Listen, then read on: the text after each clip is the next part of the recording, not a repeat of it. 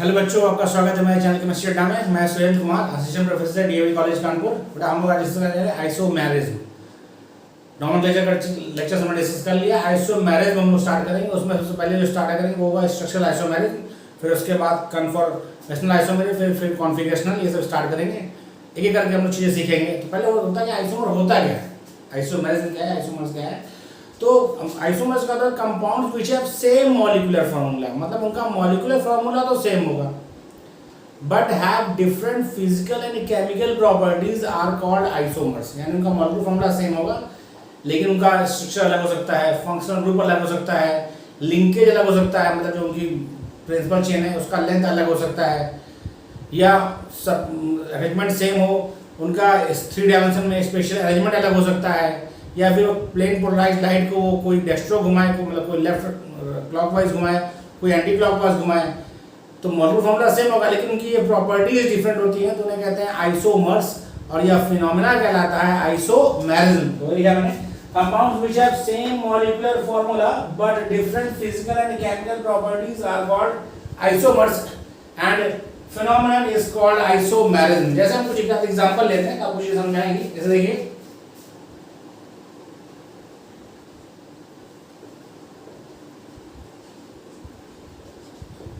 क्या हो रहा है, ये बेटा आपका है 2 ब्यूटीन है, 2 ब्यूटीन है। ओके, इसका मॉलिक्यूलर फार्मूला क्या होगा बेटा, C4H8। इसका मॉलिक्यूलर फार्मूला C4H8 है। इसके 2 आइसोमर वेल नोन है, आपको पता है कौन कौन सा।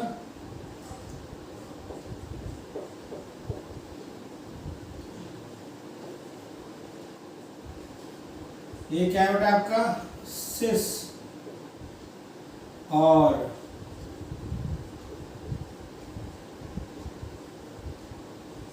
ये क्या है बेटा, ये ट्रांस।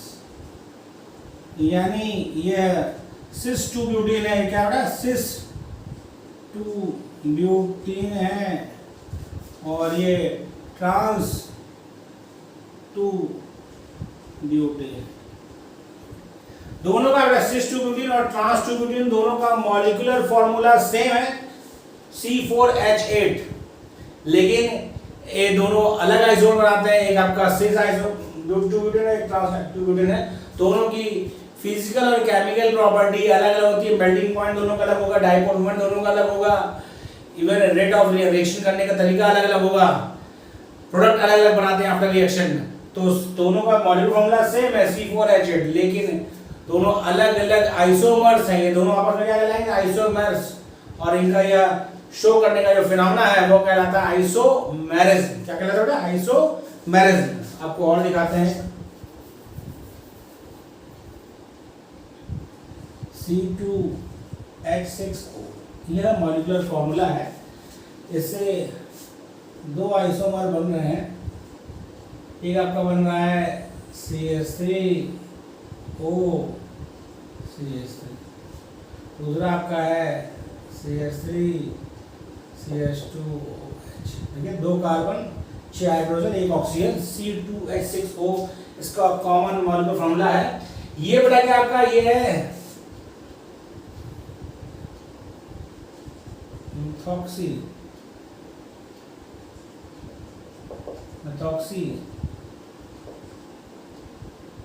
मेथेन, ऑक्सीमेथेन। ये डाईमेथिल ईथर, क्या बोलते हैं उसको, डाईमेथिल ईथर। और ये क्या होता है आपका, ये है एथिल अल्कोहल, एथिल अल्कोहल। ठीक है, दोनों का फंक्शन भी अलग है, ये ईथर है और ये क्या है, ये अल्कोहल है, जबकि फॉर्मूला क्या है, सेम है C2H6O। मॉलिक्यूलर फार्मूला दोनों का सेम है लेकिन दोनों अलग कंपाउंड्स हैं, दोनों फंक्शन भी अलग अलग है, दोनों की फिजिकल प्रॉपर्टी और केमिकल प्रॉपर्टीज भी अलग अलग है। ये आपका होता है लो बॉइलिंग पॉइंट, सबसे सिंपल आपको पता है लो बॉइलिंग पॉइंट। ये होता है हाई बॉइलिंग पॉइंट। या फिर पूछ ले क्यों इसका हाई बॉइलिंग पॉइंट होता है, क्योंकि due to intermolecular hydrogen bond, क्योंकि इसमें होता है जो आपके एथिल अल्कोहल के मॉलिक्यूल्स हैं वो आपस में इंटरमॉलिक्यूलर हाइड्रोजन बॉन्ड जुड़े होंगे, इसीलिए इनका जो बॉइलिंग पॉइंट है वो ज्यादा होगा, जबकि सेम मॉलिक्यूलर फॉर्मूला का दूसरा कंपाउंड है मेथॉक्सी मीथेन या डाई मेथिल ईथर, जिसका बॉइलिंग पॉइंट बहुत कम होता है, बहुत कम बॉइलिंग पॉइंट होता है उसका। इसमें बॉइलिंग पॉइंट ज्यादा है क्योंकि इसमें इसके मॉलिक्यूल्स आपस में इंटर मॉलिक्यूलर हाइड्रोजन बॉन्ड्स जुड़े होंगे, कि वहां पर सिर्फ और सिर्फ कौन सा बॉन्ड होगा, one die force of attraction. तो स्ट्रॉन्ग इंटरमॉलिक्यूलर फोर्स है, इसीलिए इसका बॉइलिंग पॉइंट ज्यादा है और उसका बॉइलिंग पॉइंट कम है। तो देखिए बेटा मॉलिक्यूलर फॉर्मूला सेम था लेकिन अलग अलग कंपाउंड बने। अब और देखिए C4H10, ये क्या है बेटा, इसका देखिए दो आइसोमर, एक आपका CH3 CH2 CH2 CH3 N butane, normal butane है ये, क्या बेटा N ब्यूटेन, नॉर्मल ब्यूटेन। और उसके बाद आपका ये है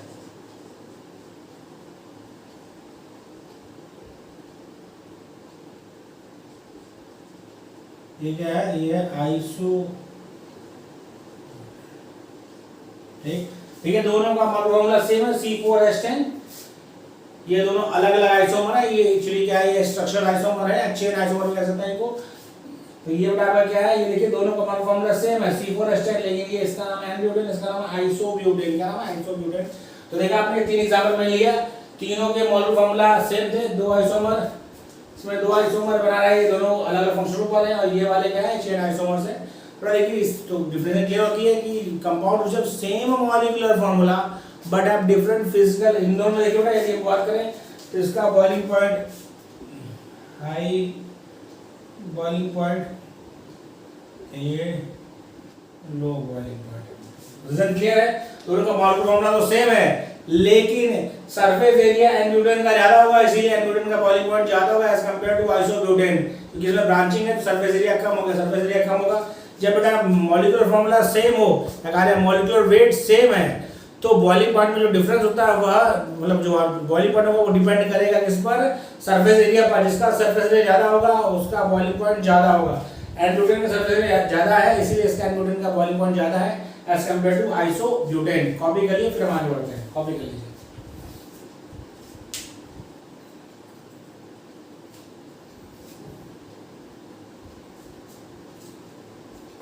कॉपी कर लिया बेटा,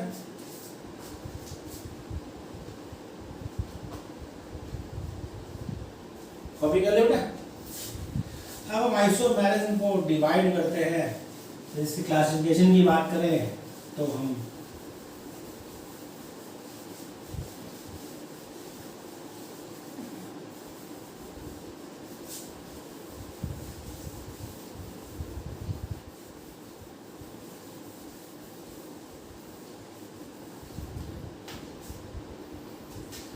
कोई डिवाइड होगा कॉन्स्टिट्यूशनल आइसोमेरिज्म, या इसको स्ट्रक्चरल आइसोमेरिज्म भी कहते हैं। दूसरा आपका आता है स्टीरियो आइसोमेरिज्म। स्टीरियो आइसोमेरिज्म ये फर्दर डिवाइड होता है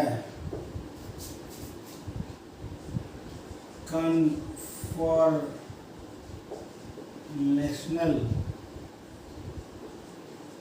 आइसोमेरिज्म और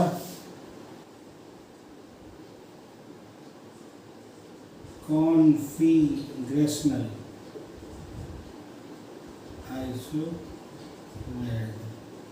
ठीक है, यानी जो आपका आइसोमेरिज्म है वह बेसिकली दो पार्ट में, कॉन्स्टिट्यूशनल, जैसे बात से लगा कॉन्स्टिट्यूशनल मतलब क्या होगा, अटैचमेंट अलग अलग होगा, फंक्शनल ग्रुप अलग हो सकता है, चेन लेंथ अलग हो सकती है, और उसके बाद पोजीशन फंक्शनल ग्रुप अलग हो सकती है। तो ये सब आते हैं आपके इसमें कॉन्स्टिट्यूशनल आइसोमर्स में। ठीक है, attachment, type of group, type of functional group अलग होगा। यहाँ क्या स्टीरियो आइसोमेरिज्म यानी क्या होगा यहाँ बेटा, यहाँ पे आपका क्या होता है कि अटैचमेंट सेम होता है, बस थ्री डायमेंशनल अरेंजमेंट अलग अलग होता है, 3D में अरेंजमेंट अलग अलग होगा। तो उसमें आता है कन्फॉर्मेशनल कॉन्फिगरेशनल। कन्फॉर्मेशनल आइसोमर में क्या होता है बेटा, जो आपका डिफरेंस होता है वो सिंगल बॉन्ड के अराउंड अलग होता है, तो ये आपका कन्फॉर्मेशनल और कॉन्फिगरेशनल हम लोग डिटेल में पढ़ेंगे, पहले भी क्लास में पढ़ रहे हैं। कॉन्फिगरेशनल को फिर दो पार्ट में किया गया डिवाइड, एक आपका है जियोमेट्रिकल आइसोमेरिज्म, या इसको और क्या बोलते हैं बेटा, cis trans isomerism,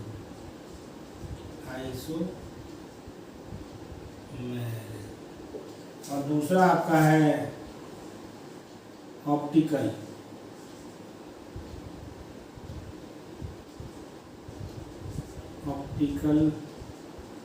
isomerism. Okay, इतने पार्ट में डिवाइड किया गया आइसोमर्स को, मतलब आइसोमर्स या आइसोमेरिज्म को पहले डिवाइड किया है वो आपका कॉन्स्टिट्यूशनल आइसोमर्स या स्ट्रक्चरल आइसोमर्स, और दूसरा क्या है स्टीरियो आइसोमर्स। स्टीरियो आइसोमर को फर्दर डिवाइड किया गया है कन्फॉर्मेशनल आइसोमर और कॉन्फिगरेशनल आइसोमर्स।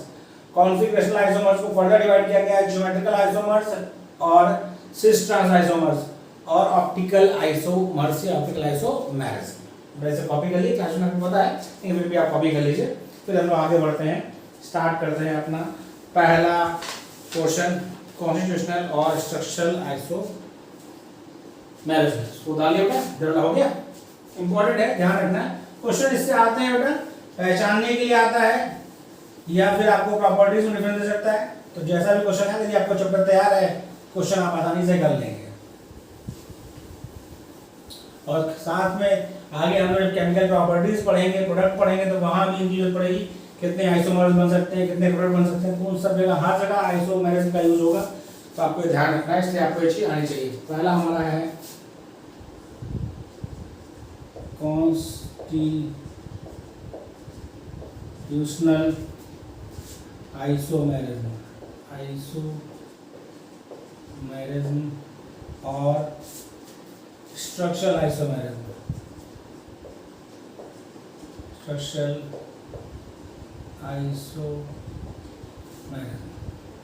कॉन्स्टिट्यूशनल आइसोमेरिज्म और स्ट्रक्चरल आइसोमेरिज्म क्या होता है बेटा, isomers which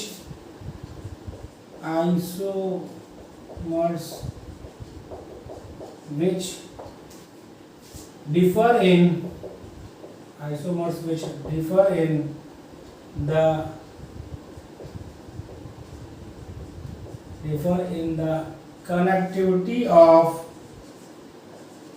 in the connectivity of their atoms, मतलब एटम्स कैसे जुड़े हैं, atoms are called constitutional isomers। मतलब बेटा क्या होता है, isomers which differ in the connectivity of their atoms are called constitutional isomers। Connectivity अलग अलग होती है, मतलब कि जो आपका चेन लेंथ होगा वो अलग हो सकता है, फंक्शनल ग्रुप अलग हो सकता है, एक फंक्शनल ग्रुप के दोनों तरफ जो एल्किल ग्रुप है वो अलग हो सकते हैं, और आपका कीटोन और डायटोन में क्या होता है बेटा, वो उसमें एक इनॉन होगा दूसरा कीटो होगा, इस तरह की बात होगी। इसमें हम पहला डिस्कस करते हैं टाइप्स, इसमें आएगा टाइप्स की बात करें, तो पहला जो टाइप है वो आपका है chain isomerism.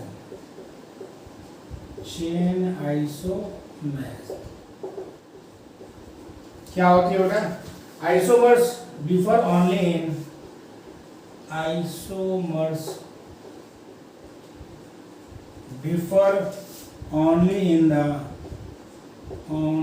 In the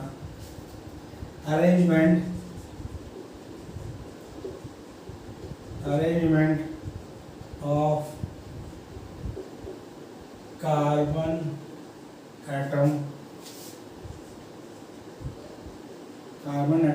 forming the base chain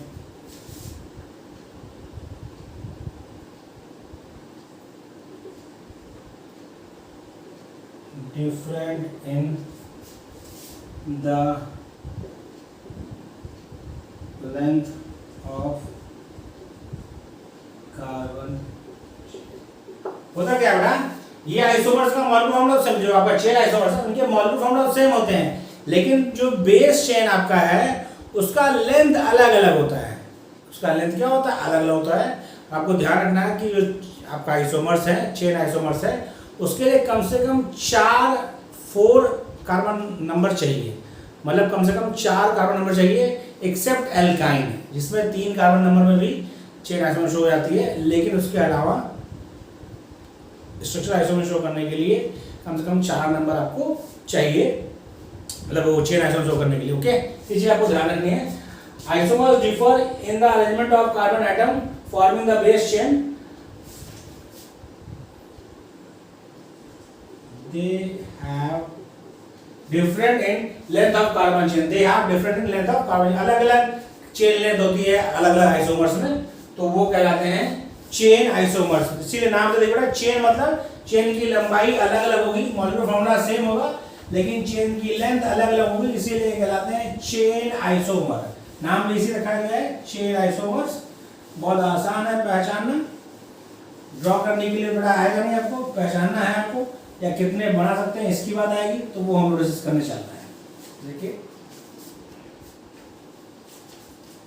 देखिए आप 5 कार्बन है, ठीक है, उसके बाद ये हो जाएगा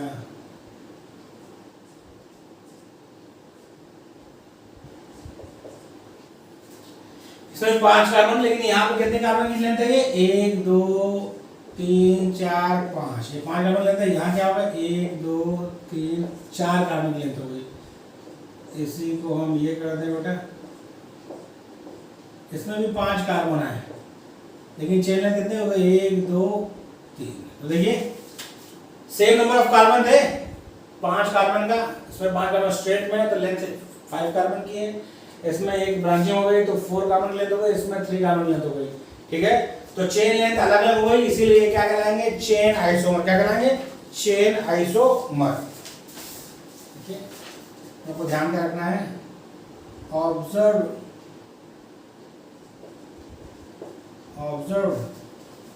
when the carbon atom is at least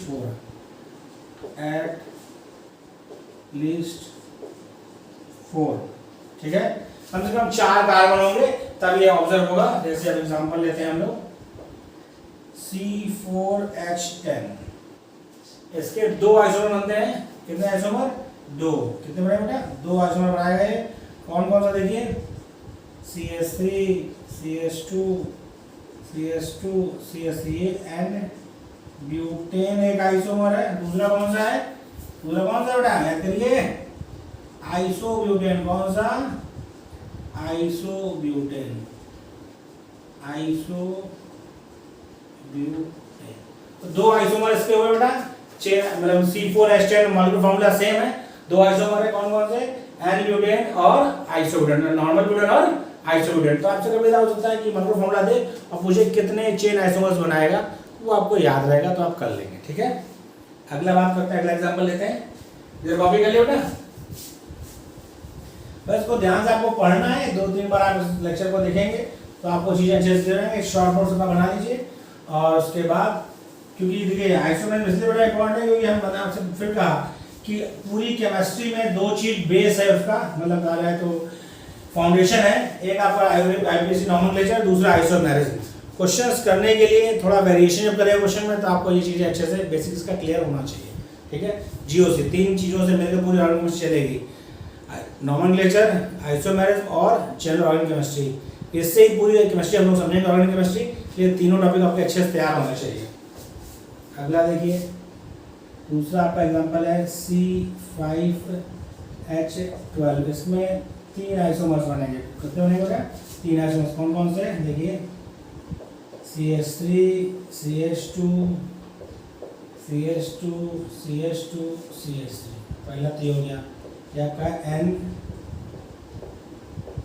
pentane, ठीक है। दूसरा देखिए CH3 CH2 CH3 CH CH3 CH2 CH3, इसको बोलते हैं आइसोपेंटेन, ठीक है। और एक ये देखिए CH3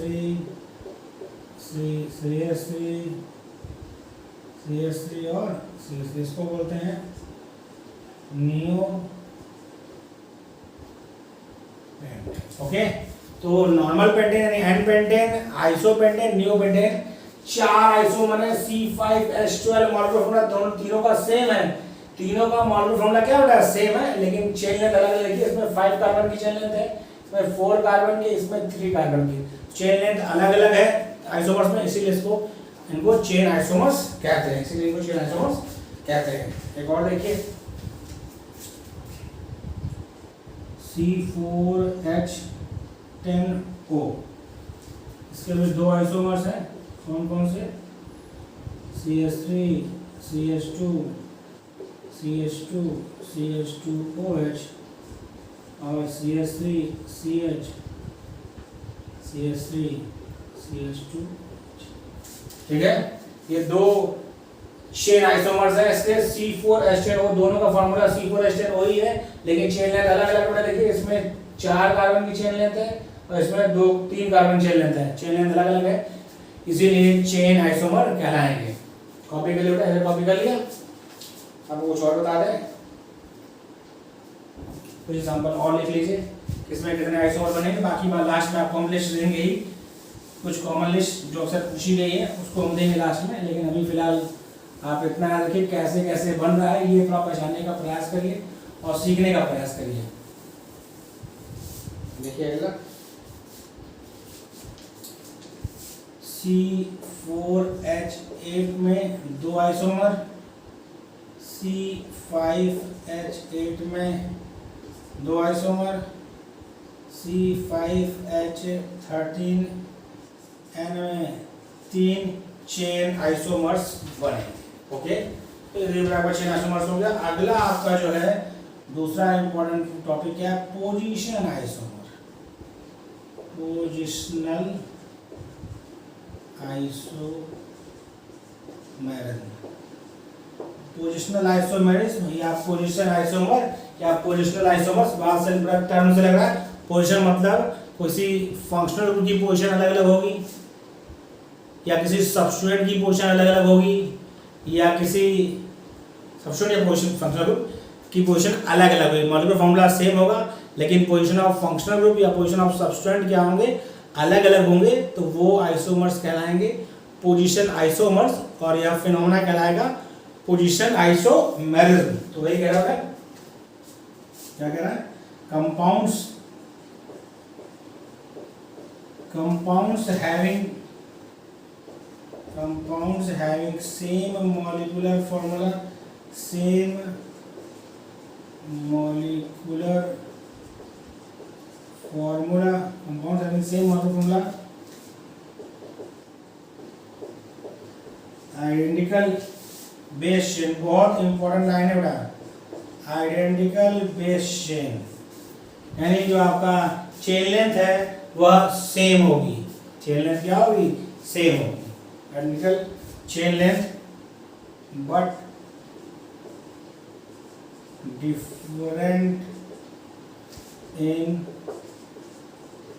different in position of functional group, substituent, carbon carbon double bond, carbon carbon triple bond are known as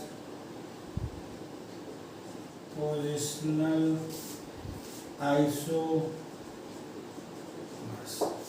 क्या कहा बेटा, compound of same molecular formula, identical base chain, ये लाइन देखो ध्यान रखिए बेटा पहचानने के लिए, आइडेंटिकल बेस चेन की लेंथ क्या है, सेम है, but differ in position of functional group, यानी फंक्शनल की पोजीशन अलग अलग है, सब्स्टिट्यूएंट की पोजीशन अलग है, या कार्बन कार्बन डबल बॉन्ड या कार्बन ट्रिपल बॉन्ड की पोजीशन अलग अलग है, तो वो कहलाते हैं पोजीशन आइसोमर्स। क्या कहलाते हैं, पोजीशन आइसोमर्स।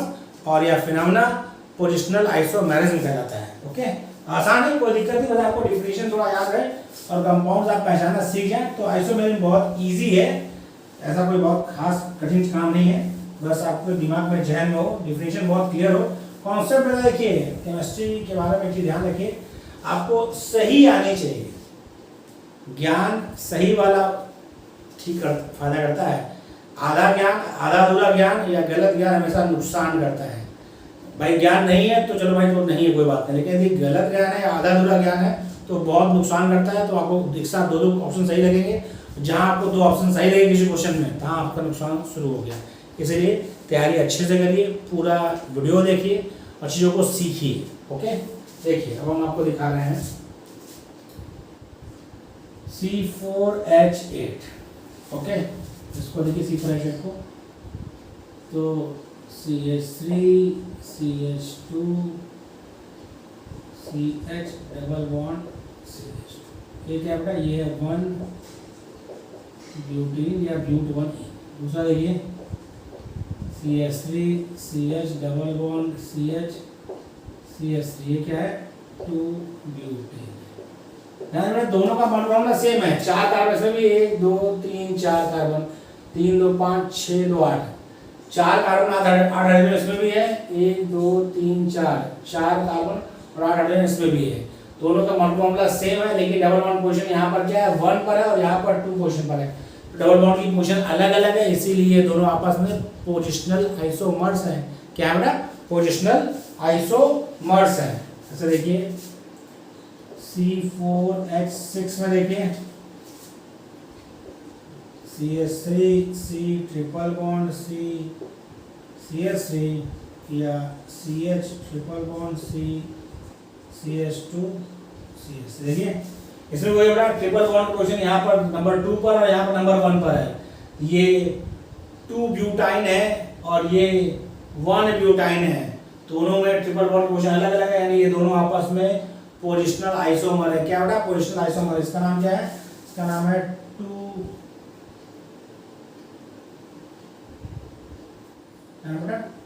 2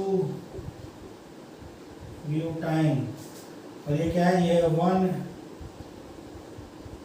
ब्यूटाइन। ठीक है, आगे देखते हैं C3H7Cl को देखिए CH2Cl CH2CH3 या CH3CHCl। देखिए दोनों अलग अलग है, क्योंकि यहाँ पर पोजीशन नंबर 1 पर क्लोरो है, यहाँ पोजीशन नंबर 2 पर। क्या नाम है, 1 क्लोरो प्रोपेन और इसका नाम है 2 क्लोरो प्रोपेन। दोनों का मॉलिक्यूलर फॉर्मूला सेम है बेटा, लेकिन पोजीशन ऑफ Cl क्या है, क्लोरीन की पोजीशन अलग अलग है। इस वाले में पोजीशन नंबर 1 पर है, इस वाले में पोजीशन नंबर 2 पर है। ये दोनों आपस में पोजिशनल आइसोमर्स हैं। क्या है, पोजिशनल आइसोमर्स हैं। इधर कॉपी कर लिया बेटा। तो एग्जांपल से आप सीखेंगे, क्योंकि एक बार आपके समझ ध्यान में आ गया क्या कहना चाह रहा है, क्वेश्चन फिर आपको पकड़ में आने लगेगा, क्वेश्चन आप करने लगेंगे। तो पहले सीखिए आप, उसके बाद चीज़ों को जो भी आपके पास बुक्स हो उससे प्रैक्टिस करिए, चीज़ें आपको आने लगेंगी बेटा। एग्जाम्पल से चीज़ें सीखेंगे आप, इसलिए हमने इसमें एग्जाम्पल्स पे ज़्यादा जोड़ दिया है। CH C2H4Cl, देखिए CH2Cl। ओके, ये क्या हो गया, 1,2 डाई क्लोरो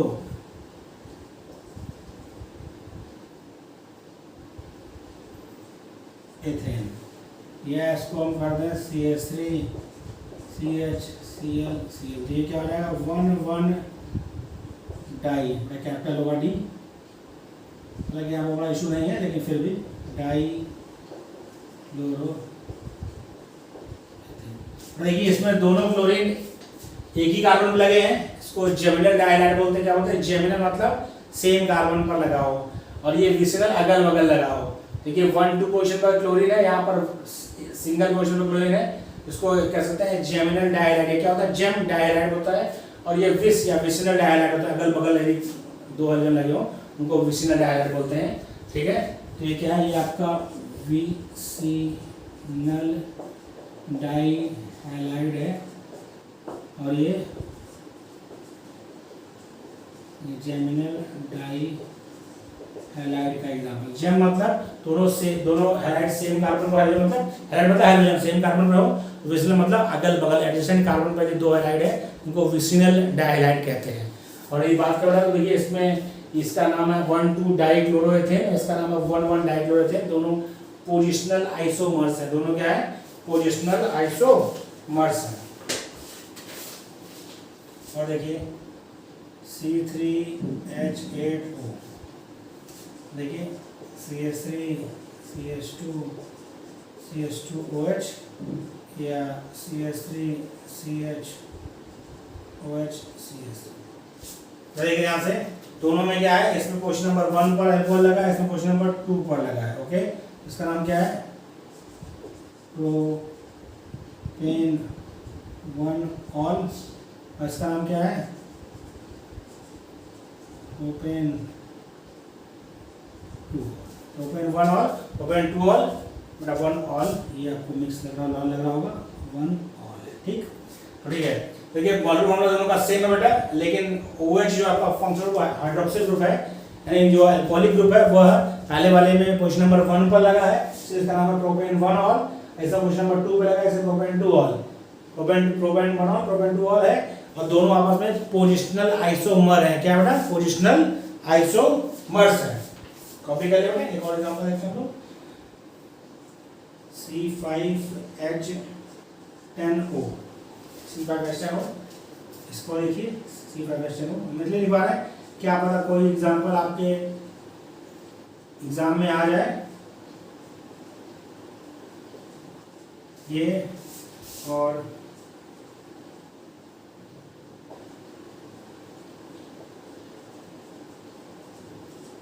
देखिए दोनों में एक कीटोन ग्रुप है, इसमें पोजीशन नंबर 3 पर, इसमें पोजीशन नंबर 2 पर है। इसका नाम क्या है?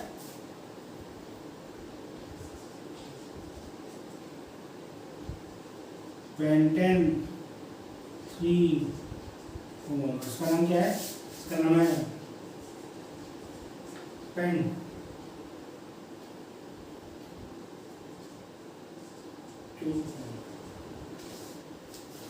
पेंटेन 3 ओन और पेंटेन 2 ओन। ठीक है, दोनों बेटा क्या है? पोजिशनल आइसोमर है, क्योंकि पहले वाले में आपका जो कीटोन ग्रुप है वो पोजीशन नंबर 3 पे लगा और दूसरा वाले पोजीशन नंबर 2 पे लगा। क्योंकि पोजीशन ऑफ कीटोन ग्रुप अलग अलग है, इसीलिए कहलाएंगे पोजिशनल आइसोमर्स। क्या कहलाएंगे?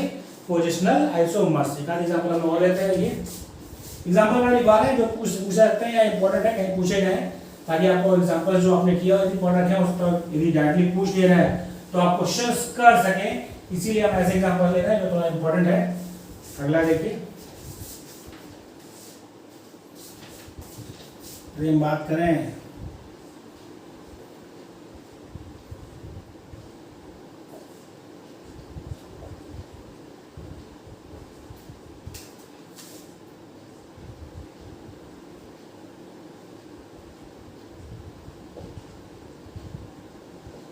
क्या बताइए, आपको पता है ज़ाइलिन है। क्या बताइए? ज़ाइलिन। पहला वाला ऑर्थोज़ाइलिन, दूसरा वाला मेटाज़ाइलिन और तीसरा जो लिख रहे हैं वो है आपका पैराज़ाइलिन। क्या बताइए? ये है ऑर्थोज़ाइलिन, मेटाज़ाइलिन और पैरा, और ये तीनों क्या है? Positional isomers. तो ये आपको ध्यान रखना है, ये तीनों को मॉलिक्यूलर फॉर्मूला सेम साफ साफ दिख रहा है, लेकिन तीनों में CH3 की रिलेटिव पोजीशन अलग अलग है। पहले वाले में रिलेटिव पोजीशन 1-2 पर है, दूसरे वाले मेटा में 1-3 पर है और चौथे वाले पैरा में 1-4 पर है। तो ये ऑर्थोज़ाइलिन, मेटाज़ाइलिन, पैराज़ाइलिन क्या है? पोजिशनल आइसोमर्स है। यानी कहा जाए ऑर्थो मेटा पैरा डेरिवेटिव्स होते हैं वो भी पोजिशनल आइसोमर्स होते हैं। ओके, एक नोट लिखिए जो आपको ध्यान रखना है। Aldehyde aldehyde cyanide carboxylic acid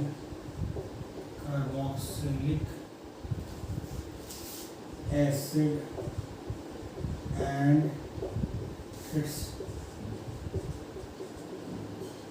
derivative do not exhibit positional isomer। क्या कह रहा है? एल्डिहाइड साइनाइड कार्बोक्सिलिक एसिड या कार्बोक्सिलिक एसिड डेरिवेटिव वो कभी पोजिशनल आइसोमेरिज में शो नहीं करते। क्यों नहीं करते? बिकॉज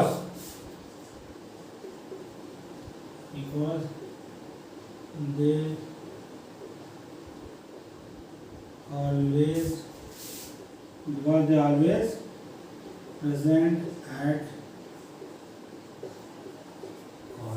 ये हमेशा कॉर्नर प्रेजेंट होते हैं, किनारे प्रेजेंट होते हैं, इसीलिए ये पोजीशन आइसोमेरिज्म में शो नहीं करते। तो बेटा आज यही तक रखते हैं। हमने चेन आइसोमेरिज्म सीखी, पोजीशन आइसोमेरिज्म सीखी। अगली मुलाकात में हम लोग फंक्शनल आइसोमेरिज्म, मेटामेरिज्म और टॉटामेरिज्म ये तीनों सीखेंगे। आपको वीडियो कैसा लगा थोड़ा मैसेज करें और तैयारी करते रहें। मैंने आप सब इंट्रोडक्शन लेक्चर में कहा था कि कोरोना के चक्कर में पड़ी बेटा, कोरोना तो रहेगा ही रहेगा। जैसे ही कोरोना का केसेस कम होंगे, थोड़ा स्थिति सुधरेगी, एग्जाम की डेट आपकी आ जाएगी और एग्जाम की डेट आ गई फिर आपके लिए गफलत हो जाएगी कि क्या पढ़े, ये पढ़े वो पढ़े। ऐसा नहीं, जो जिस रूटीन में पढ़ रहे थे उसी रूटीन में पढ़ते रहें। यदि आपकी तबीयत ठीक है, आपको कोई समस्या नहीं है, तो आप उसी तरह रूटीन में पढ़ते रहें, क्योंकि तैयारी करते रहेंगे तो आपको कॉन्फिडेंस लेवल मजबूत रहेगा और बिजी रहेंगे। क्योंकि देखिए आपको पॉजिटिव थिंकिंग लानी है और यदि आप कुछ नहीं करेंगे दिन भर तो आपके अंदर नेगेटिविटी आएगी। यदि आप कुछ ना कुछ करते हैं, यदि साथ में पढ़ रहे हैं तो आपके अंदर पॉजिटिव थिंकिंग आएगी, तो कोरोना से आप जीत सकते हैं। यानी सीधी सी बात है कि आपका यदि पॉजिटिव अप्रोच होगा तो हमेशा आपकी मस्त रहेंगे, और जब मस्त रहेंगे तो कोई बीमारी आपको नहीं होने वाली। इसलिए तैयारी करते रहें, रिविजन करते रहें और पढ़ाई में लगे रहें। कहीं ना कहीं अपने आपको बिजी रखें। बिजी आदमी ज़्यादा अच्छा होता है एज कम्पेयर टू फ्री रहेंगे आप तो फालतू काम करेंगे, इधर उधर घूमने जाएंगे तो आप ज़्यादा डेंजर जोन में जा रहे हैं। इससे अच्छा घर में रहें और चुपचाप पढ़ाई करें और आराम से रहें। आपको वीडियो कैसा लगा बेटा कमेंट में मैसेज करें, ज़्यादा लाइक और शेयर करें। यदि अभी तक आपने मेरे चैनल को सब्सक्राइब नहीं किया प्लीज़ सब्सक्राइब करें। Thank you.